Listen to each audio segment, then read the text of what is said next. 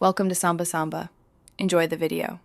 You begin by confirming prerequisites and immediately backing up critical files. Run the PC health check to verify TPM2, 0, secure boot, and CPU support. This prevents mid-upgrade failures. Once done, free at least 20 GB and plug into power for laptops. Make sure Windows 10 Enterprise is fully updated and join the machine to your organization network if required. Finally, create a recovery drive and a full backup so you can roll back quickly if something goes wrong during the initial installation.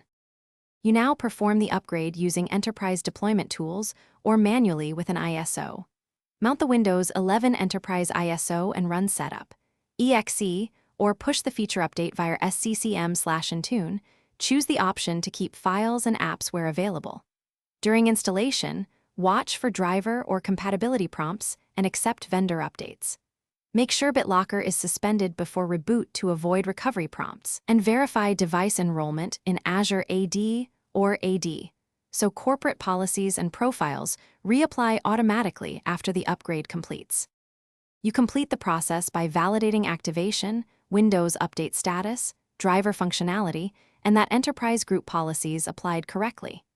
If the device fails to boot or shows driver errors, enter safe mode and roll back the driver or use the recovery drive you created earlier. If BitLocker requests a recovery key, retrieve it from Azure AD or on-premises AD promptly. If a critical application breaks, restore the system image backup or revert using your enterprise deployment tool. Otherwise, confirm telemetry and security agents are reporting normally. Thanks for watching. Consider subscribing if we helped you.